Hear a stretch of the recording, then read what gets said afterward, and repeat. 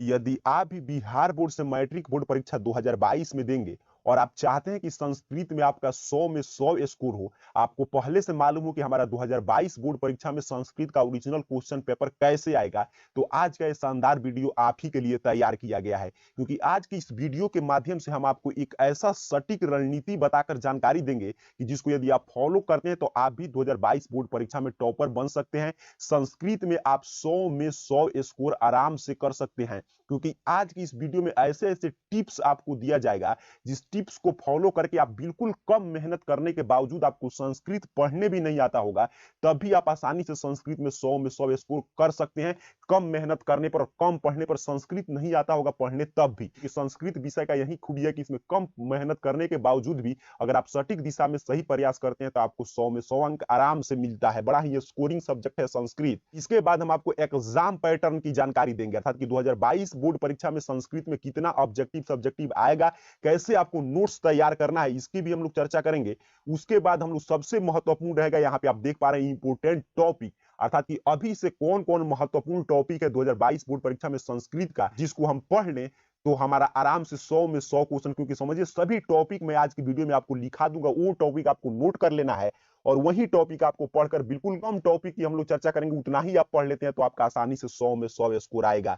इसके बाद हम लोग बात करेंगे कि संस्कृत में 100 में 100 लाने के लिए हम क्या करें, क्या हो सही तरीका, और जो भी हम लोग चर्चा करेंगे 2022 बोर्ड परीक्षा के सिलेबस के अनुरूप ही हम लोग कुछ भी चर्चा करने वाले हैं। तो फिर से मैं रिपीट कर दे रहा हूं, ध्यान से एक एक टिप्स को फॉलो अप करते हैं तो आपको संस्कृत से कितना भी डर लगता होगा, संस्कृत नहीं समझ में आता होगा, तभी आसानी से आप अपना टारगेट 100 में 100 स्कोर कर सकते हैं संस्कृत में भी। चलिए शुरुआत करते हैं ओरिजिनल क्वेश्चन पेपर के साथ कि 2022 बोर्ड परीक्षा का संस्कृत का ओरिजिनल क्वेश्चन पेपर कैसे आएगा। तो आप लिखा हुआ देख रहे हैं कि secondary school examination 2022 annual Sanskrit, इसी हेडिंग के साथ आपको संस्कृत का क्वेश्चन पेपर मिलेगा। ये विषय कोड है, ये क्वेश्चन सेट है और यहाँ पे क्वेश्चन बुकलेट नंबर है। इसके बारे में हम लोग ज्यादा चर्चा नहीं करेंगे क्योंकि मैं पीछे आपको टॉपर बनाने के लिए, अगर आप भी 2022 बोर्ड परीक्षा में चाहते हैं कि मेहनत करके आप भी टॉपर बने, तो इस सीरीज में हमारा ये पहला वीडियो नहीं है।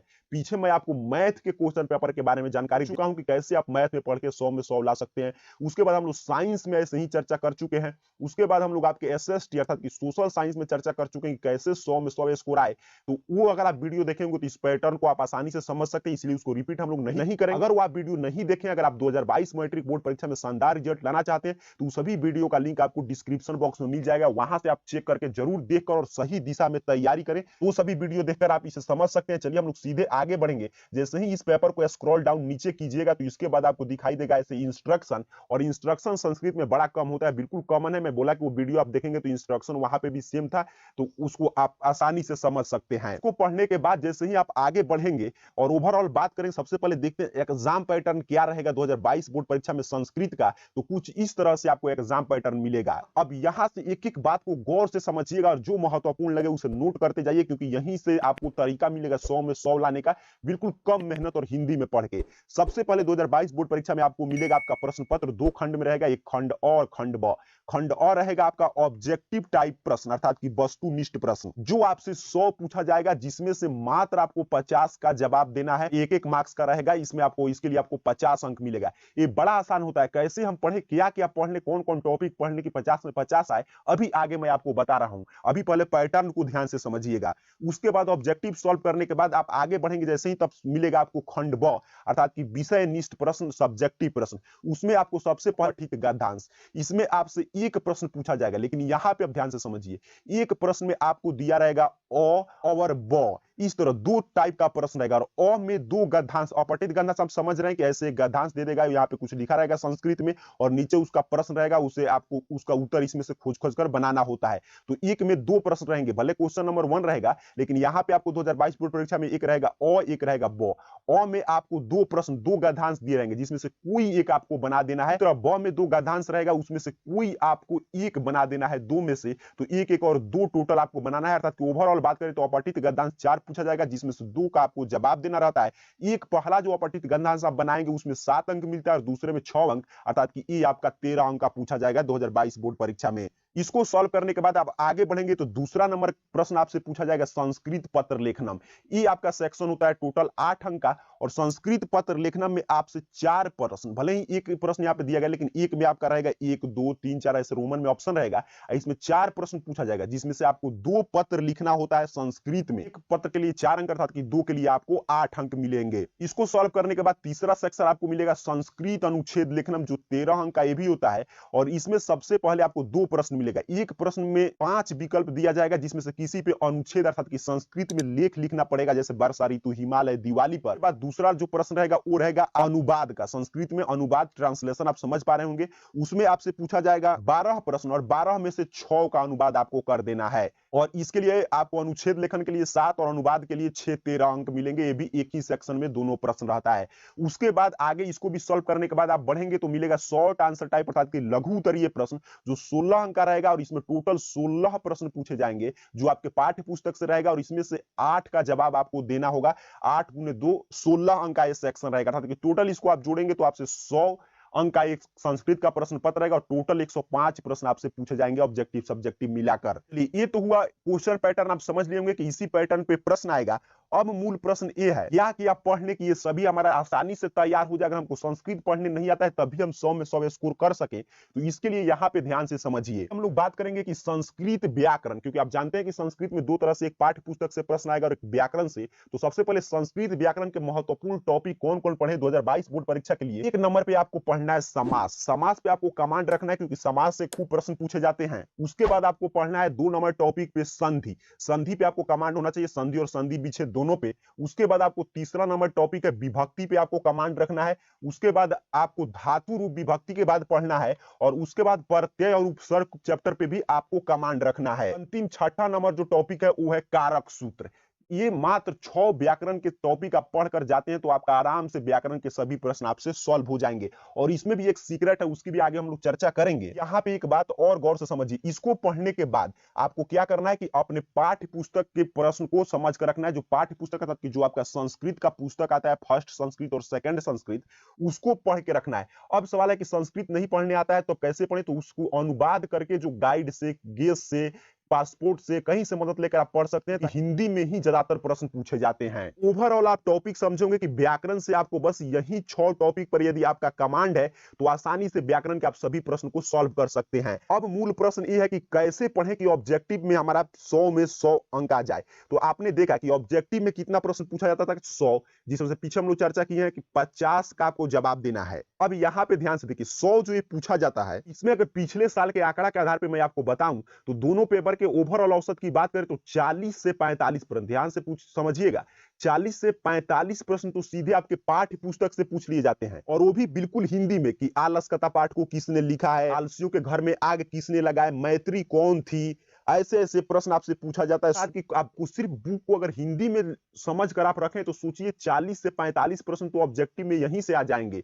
अगर व्याकरण पे आपको कमांड नहीं है, थोड़ा सा आप समास संधि जानते हैं हिंदी में, क्योंकि सोचिए लंबोदर कौन सा समास है, एक का संधि विच्छेद क्या होगा, किस समास का प्रथम पद संख्यावाचक होता है, ताकि हिंदी में सभी प्रश्न आते हैं। खासियत यही है संस्कृत में, इसलिए मैं बोला कि हिंदी में भी पढ़ के आप अच्छा स्कोर कर सकते हैं, क्योंकि सोचिए जो ऑब्जेक्टिव प्रश्न 100 पूछा जाएगा वो सभी हिंदी में रहेंगे, जिसमें से 50 बनाना है। और अगर आपको व्याकरण थोड़ा भी नहीं आता है तभी तो 40 से 45 प्रश्न तो बुक से ही रह जाएंगे। बुक में आप जानते हैं कितना अच्छा अच्छा कहानी है, उसको आप अच्छा से समझ कर रखें तो 40 से 45 तो आप यहीं सही कर देंगे। और संधि थोड़ा सा हिंदी में आप जानते हैं, समास भी जानते हैं, तो 5-6 प्रश्न तो से अधिक प्रश्न यहीं से पूछ जाते, तो 5 आप उसमें से बना दिए तो 50 से 50 तो आपका आराम से हो गया वस्तुनिष्ठ प्रश्न। करता हूं आप समझे होंगे। वो वस्तुनिष्ठ प्रश्न के लिए आपको एक ही काम करना है कि पाठ्य पुस्तक को, आपका जो बुक है, उसको हिंदी रूपांतरण में बार बार अभी समय है पढ़ कर रखना है, क्योंकि यहीं से तमाम प्रश्न आपको मिल जाएंगे। ऑब्जेक्टिव के लिए तो आप समझ चुके। अब सवाल है कि ठीक है, ऑब्जेक्टिव में तो हम पाठ्य पुस्तक को पढ़ लेंगे और हमारा आराम से 40 से 45 और 4-5 तो हिंदी में ही प्रश्न आएंगे, व्याकरण को उसको हम सॉल्व कर लेंगे। और सब प्रश्न के लिए हम क्या करें,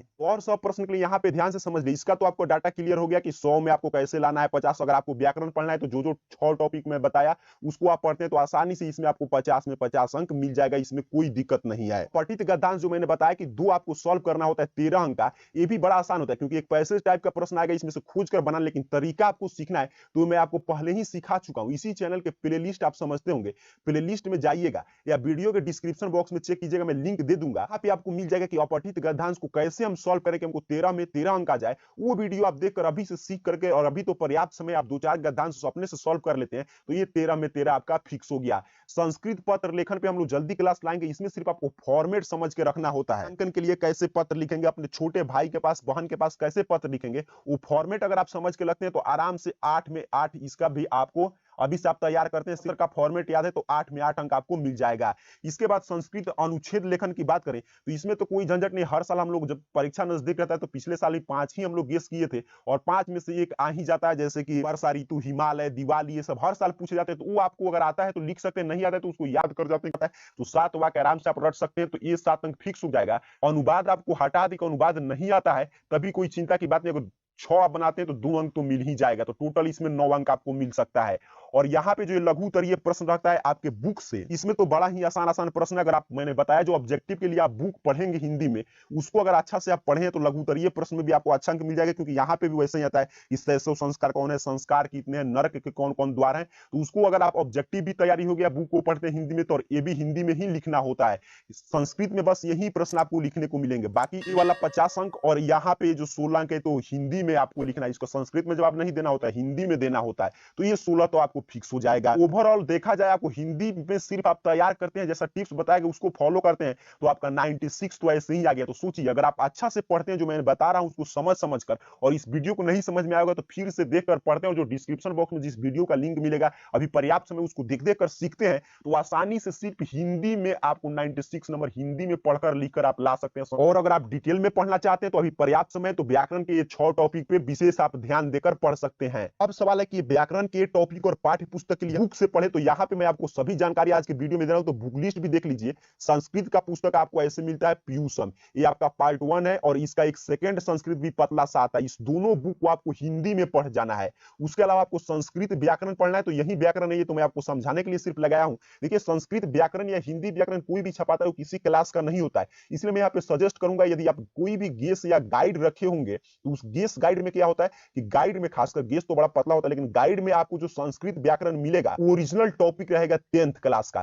तो गाइड से टॉपिक पढ़े, क्योंकि व्याकरण में तो सभी क्लास के लिए रहता है, तो उसमें आपको ज्यादा भटका होगा, लेकिन गाइड में जो टॉपिक मिलेगा वही 10th का व्याकरण का खंड कवर करे। और उससे भी ज्यादा जरूरी है कि जो आप बुक पढ़ेंगे, इस बुक में जो देखिएगा, प्रत्येक बुक अगर आप देखे होंगे तो एक चैप्टर जैसे मंगलम आप पढ़े तो मंगलम के बाद से प्रश्न मिलेगा, उसी अभ्यास में प्रत्यय, उपसर्ग, समास, संधि, तो वही प्रश्न पूछा जाता है जो आपके बुक में व्याकरण खंड है उसी को। तो इसका फॉलो नहीं करते, सिर्फ इसी का व्याकरण खंड बनाते हैं, तभी आपका आसानी से तैयार हो जाएगा। जैसे आप पाटलिपुत्र वैभवम पढ़े तो उसके बाद भी उससे प्रश्न रहेगा, और उसके अलावा व्याकरण खंड से, समास से, संधि से, प्रत्यय से, कारक से प्रश्न पूछे जाएंगे। तो बुक के ही व्याकरण पे आपको ज्यादा ध्यान देना है।